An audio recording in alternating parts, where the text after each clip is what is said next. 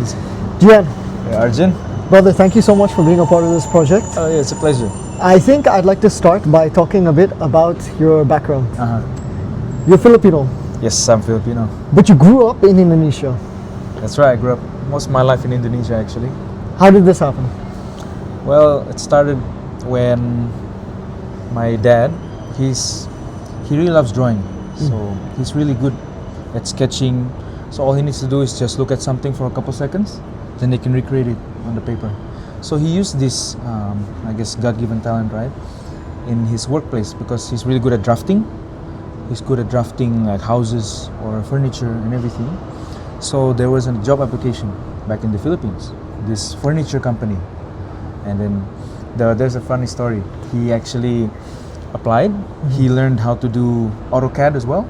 There's a drafting program and everything. He went to the interview.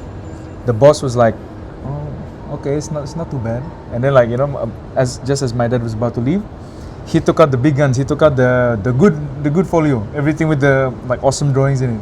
He's like, "Oh, have a look at this." And the boss like, "Okay, when can you start?"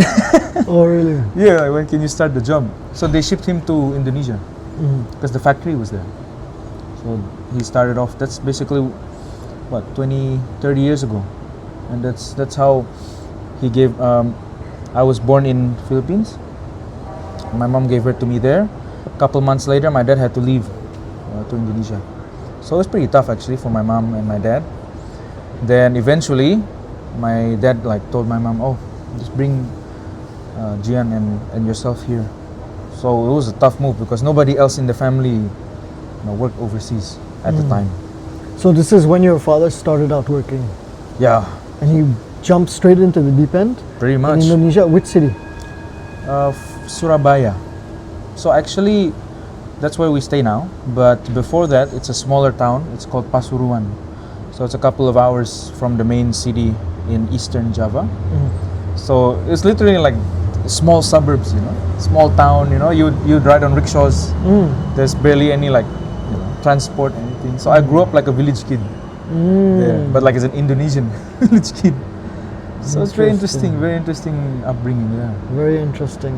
And I guess in terms of your cultural identity, Yep. where do you feel more aligned with, Filipino or Yeah. Indonesian? Because that's a tough one, right? It's a tough one, and it's funny. It might the viewers might be like the Philo viewers versus the Indo viewers. They'd be like, oh. But I think I'm proud of being a Filipino, but at the same time, I feel like my identity is also an Indonesian because I resonate more with Indonesian culture, and because obviously I grew up there. My tongue is like Indonesian tongue. I resonate more with Indonesian jokes. But the older I get, the more I appreciate my background. Because when you're young, you don't really get it, right? So I get the Philo jokes more. I understand the Philo jokes. I understand the Philo culture. So I've learned to embrace both of them. So it's very interesting. So why is it that as you've become older, you've felt more tied with your Filipino roots? I think it's because I start to understand the culture more. Because when I'm younger, I take everything just at face value, and then what I like, what I don't like, I don't like. And when I'm older, I start to explore. Okay, why is the culture like this? How are people like in the Philippines also? Because I haven't really explored it much. Oh, this is how they are. This is how they talk. They're so warm. They have big heart. They love to joke around in this way. This is the food they like to eat. Because when I was a kid, I don't know, I'm not used to it, right? But now I really love Philo food, stuff like this.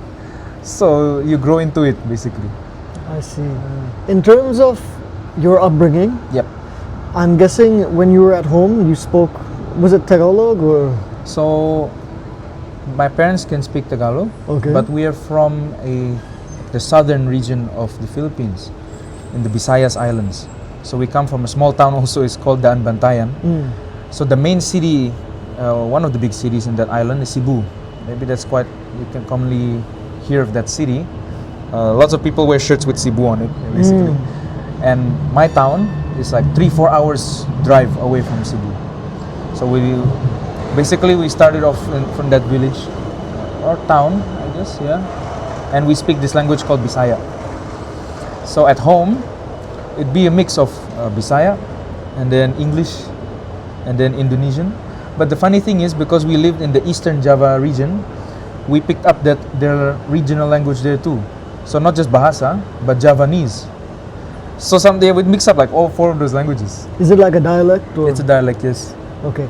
And you speak Bahasa like very fluently, I'm guessing? Yeah, pretty much. Did you learn it at school or? Nah, I just absorbed it. Just picked it up. And how would you describe the language in terms of learning? Indonesian. Yeah. It's quite. I'd say it's quite intuitive actually, because the grammar is quite straightforward. And then the words themselves are not that difficult to learn. And the funny thing is, like, there's lots of similar words between Indonesian and Filipino, like Tagalog. Really? So like scissors would have the same. So you'd say gunting, yeah, both the same. And then mata is the same, eyes. Coffee is the same, coffee like this. Even umbrella, payung, the same. So again, when I grew older, I didn't really learn much of Tagalog, right? But I started to understand more just by relating it to Bahasa as well. But I have heard that for Bahasa, plural, you just say the same letter, the same word twice or something like this? Yeah, there are instances where you can do that. Yeah. So like I don't know, like I guess bola bola, so like lots of balls or something like this. But it's not that commonly used actually. How would you compare food? Indonesian versus Filipino? I think people know less about Filipino food. I think it's known as a little more sweet. Yeah. Indonesian is known for being quite spicy. What's your assessment? Oh. Yeah, my assessment is like Indonesian food, they really love their sweet and spicy food, but they also love their savory as well. Spices are they really focus heavily on spices. So one dish would have at least like 10, 11 spices, and then you cook them for a couple of hours, similar to like Indian dishes, right? You have a lot amalgamation of spices, and you'd have these. I have one of my favorite Indonesian dishes. It's a soup. It's called rawon. Another one is called soto. They look green because like of all the spices in them and turmeric. So my mom once made that dish in the Philippines, and then even one of them was black. It's like a black soup because I forgot what one of those herbs or the ingredients was like dark, so it's naturally dark. So my relatives in the Philippines said like, "What's this black soup? Can you eat this?" Like, yeah, it's really good, you know. And so it's spice heavy in Indonesia, whereas in the Philippines, it also focuses on sweet, but also tangy. They love their use of vinegar, and then tangy, and then garlic. They love their garlic. They love their black soy sauce as well. So a lot of tangy flavors. And the interesting thing about Filipino dish, they have this thing called banana sauce. So it's like tomato ketchup, but I guess they use banana as a base. So it's such a good mix. And again, I've learned to like love both, but you know, sometimes you have cravings for each. And I feel very lucky and grateful that I live in a household where I can get all those dishes, you know, because my mom also learned to cook Indonesian dishes. Okay. Yeah, so it's like versatile now. At this So point. how's your spice tolerance? Oh, I'd say it's okay, but it's not that good. As an Indonesian, I wouldn't pass. Okay. Like, Do they give citizenship if you've lived there for a long time? oh no, it's you'd have to. There's some, there's some other hurdles you'd have to go through. It's not as easy as like if you live there for a while. Because I have some Filipino friends, my parents' friends. They'd have to like, let's say, marry someone Indonesian first, then they get the citizenship. So, or they'd have to go through so much paperwork just to become a citizen. So yeah, it's pretty tough. As an expat there, I know there are many expats there. I Yeah. know Indonesia, in Jakarta, has one of the world's most famous international schools. JIS, right? JIS, yeah. Because I have some friends Oh, you do? in many countries I went to. All my friends lived in different countries. Okay. So some of them that went to Jakarta always said JIS is the main international school in the world. Oh. I think it was Jakarta International School, but then it became Jakarta Intercultural School or something like that. Yeah. It's funny. There was one time when they banned the word international. Why? Actually, I have no idea. I think it's more of like appropriation or something like that. So there are obviously a lot of expats there. Were there many Filipino expats? Actually, plenty. Really? Plenty. What kind of stuff were they doing?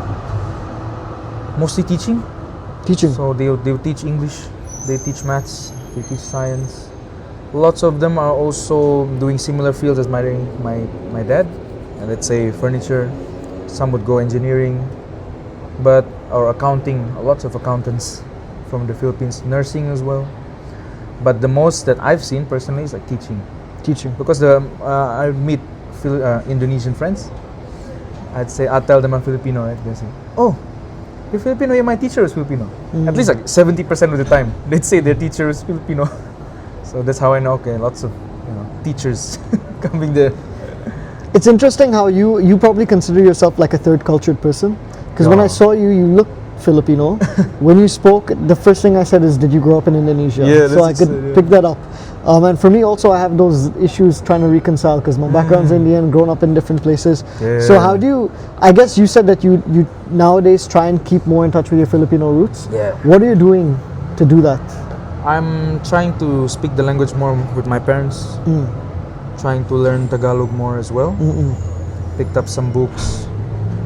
It's actually pretty tough because I wished I grew up speaking the language, but of course it was the product of our environment at the time. And I'm just trying to learn more about the history of my country, trying to understand the important figures as well, trying to get into their culture, like the social media, pop culture of Philippines. So that's why like I mentioned, I start to appreciate it because when I have a look at it, let's say the shows or the jokes, online presence, oh, this is funny, it's good. So I can relate more also to other Filipinos. Catchphrases, you have a lot of slang, so I'm learning that too. So the last part of this conversation I want to get into is kind of the cultural similarities, overlays, differences between Indonesian and Filipino culture. So first I'd like to kind of talk about the similarities. Yep. What are the core similarities, whether it comes to kinship, family, the way people do things? What are the core cultural similarities? The similarities I would say is the hospitality, the warmth. They're very friendly people, very lovely people. They would take people as their own, and they'd love to, feed you, cook you food. It's very similar. And also, I think in terms of prioritizing family, also, they love their family a lot. That's what I find very similar. I also find that another similarity is that Indonesian and Filipino people are humorous as well. They don't take things too seriously. So that's again a similar thing. Maybe even in terms of mindset, sometimes can be similar. There are those that are more family oriented. That's what I find most of the time. And they can be also people who are quite motivated when they find something they like, they really try. So they look at the lighter side of things. They do, and that's what I try to, I guess, keep in my character. Something I think that's good to take away, to always have a big heart for everyone. So that's really good. What about at social gatherings? Do they tend to go out late, stay up late at night? Yeah, that's a big culture as well. Like the staying late, and then karaoke culture. They love the karaoke. Oh, for Filipinos and For the Indonesians? Filipinos, yeah. Even Indonesians, they love to party actually. They love to party. Lots of my mates go out partying. So like, oh, it's the same actually. Yeah, pretty much. So they both like late night Yeah, they gatherings and Yeah, stuff like this. they do. So that one also I didn't expect. I thought it was mostly Filipinos. But then as I come to learn of the nightlife in Indonesia, especially in like my city, Surabaya, yeah, people can be wild too. So And what having about fun. when it comes to family? When it comes to family, That's an important yeah, part. that's an important thing as well. Always trying to help one another. An interesting thing in Filipino culture regarding family is always helping one another, trying to help like this. Sometimes, especially in the Western culture, contrasting, right? You go independent and say you go your own way. But in the Filipino, even I find this Filipino and Indonesian culture, every step of the way, family is there to help if you need. So that's one of my values as well, growing up, family. People you can rely on and others that can rely on you. Exactly. It's important. Yeah. And some key differences, cultural differences. Differences. What makes the Indonesian culture stand out to the Filipino culture? I would say that's a good one. Yeah, I would say maybe the easiest one to say is the food, but I would also say The food being Indonesian is quite spicy. quite spicy and more more spice oriented. Yeah, and another one I would say is the sports as well. The sports. Filipinos, they love their basketball. They love their volleyball. Basketball's number one. Volleyball and then pool like this. In Indonesia, it's more badminton, soccer. What else? Yeah, mostly those really. Badminton and football. Badminton, football, and for me it was tough for me growing up because I wanted to play basketball so bad, but I lived around an environment where everyone played badminton or soccer instead. So I'm like, it's tough. I heard there's like a very big rivalry between two Indonesian local football teams, and sometimes there'd be riots and stuff like this. Is this true? Yeah, it's true. It's true. Even in my city, so they would call themselves bonek, which are like the supporters of their city. And what they would do, they would physically prepare for matches, because like they'd come to the stadiums expecting that they would punch someone or they would get into gang fights. So they do push-ups and stuff before going to the physical training basically. Oh It's my pretty- god. it's pretty wild, yeah. Some pretty heavy stuff. Yeah. So we've talked about what it's like being Filipino, growing up in Indonesia, cultural similarities, differences. Yeah. So we've pretty much run the end of this very insightful conversation. But normally when I leave the conversation, I ask one thing, and that is for anyone who's watching, do you have a general piece of advice you can give in relation to anything? Anything? Yeah, general piece of advice. I would say trust yourself more as well, and especially in terms of if you want to try something, don't hesitate, man. Just do it, because you never know where that takes you. Many times in my life, there's things I want to do. I'm a person who likes to try new things, but more often than not, my own doubts or my fears can stop me from doing that. But the older I got, the more I've learned to embrace, let's try. It's okay to fail. Because if you fail, it opens doors to something else. 100%. So yeah, that's what I would say. Good point to end on. Thanks so much, Gian, for being a part of this. Yes, If anyone good. wants to connect with you, would you they connect with you on Instagram or LinkedIn, or would you rather? Yeah, I guess my Instagram will be fine. Yeah. It's spelled Gian, Gian _ KARSS, cars. Awesome. Thanks so much for being a Thank part you, of this. Arjun. Thanks for See you, bro.